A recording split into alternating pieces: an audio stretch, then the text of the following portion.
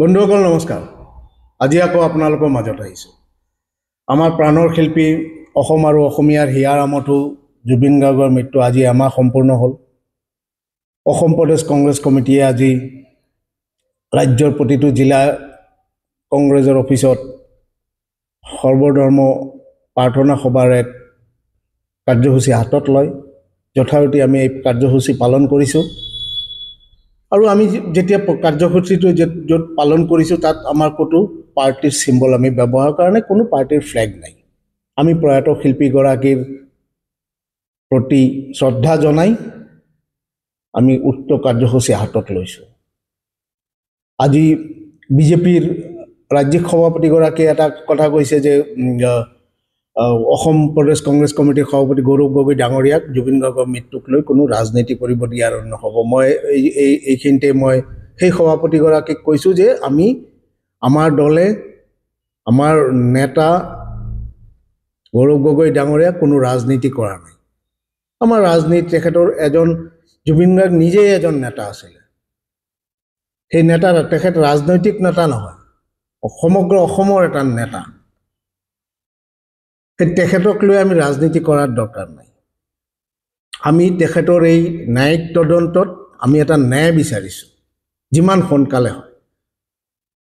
আৰু আমি এইটোক লৈ সমগ্ৰ ৰাজ্যবাসী দেশবাসীৰ লগত আছোঁ। ৰাজনীতিটো আপোনালোকে কৰিছে। তেখেতক মৃত্যু হোৱাৰ পিছতো আপোনালোকে BTADত কাৰ্যসূচী আপোনালোকৰ নিৰ্বাচনী কাৰ্যসূচী চলাই লৈ গৈছে। তাত যোগদান কাৰ্যসূচী কৰিছে, ৰেলী কৰিছে।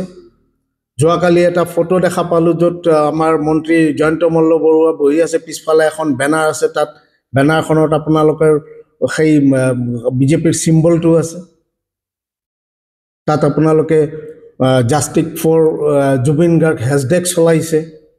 আমিও জুবিন অনুৰাগী, ময়ো জুবিন অনুৰাগী, কিবা এটা হেছটেগ চলাই জাষ্টিক ফৰ জুবিন গাৰ্গ বুলি এটা হেছটেগ চলোৱাই এটা প্ৰচাৰ অভিযান আৰম্ভ কৰিছে। সেইটো বেলেগ কথা যে জাষ্টিক কি আৰু জাষ্টিচ কি আপোনালোকে বুজি নাপায়, যাৰ কাৰণে এই হেছটেগটোক জাষ্টিক বুলি শিকিছে। একচুৱেলি এইটো জাষ্টিক নহয়, জাষ্টিচ।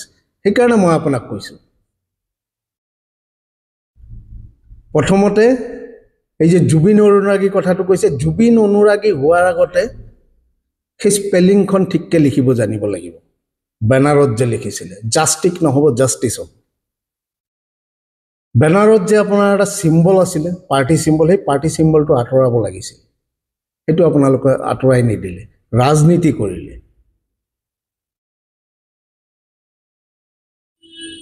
আৰু এটা কথা হ'ল, সেই যে মই যোৱাকালি এটা ভিডিঅ'ত কৈছোঁ যে বিচাৰধাৰাৰ যেতিয়া অমিল থাকে তেতিয়া কিহৰ অনুৰাগী? সেই বিচাৰধাৰা ত্যাগ কৰিব লাগিব। সেই বিচাৰধাৰা আপোনালোকে ত্যাগ কৰিব নোৱাৰিব। আপোনালোকৰ পাৰ্টি টাইমলাইনত বা যি কয় আপুনি তাত এইটো নাই। দক্ষিণপন্থী বিচাৰধাৰা আৰু তেখেতৰ যে এটা লেফটিষ্ট বিচাৰধাৰা, বাওঁপন্থী বিচাৰধাৰা, দুটা কেতিয়াও এক হ'ব নোৱাৰে। ইজন সিজনৰ অনুৰাগী হ'ব নোৱাৰে, কেতিয়াও হ'ব নোৱাৰে। সেই অনুৰাগী শব্দ এইবিলাকত এনে হেছটেগ চলাই এইবিলাক লাভ নাই। এইবিলাক সাধাৰণ মানুহক আপুনি বুৰ্বক মূৰ্খ বনাব নোৱাৰে। অনুৰাগী হ'ব হ'লে তেখেতৰ আইডিঅ'লজিটো গ্ৰহণ কৰিব পৰা হ'ব লাগিব প্ৰথমতে, তাৰপিছতহে হ'ব। ধন্যবাদ।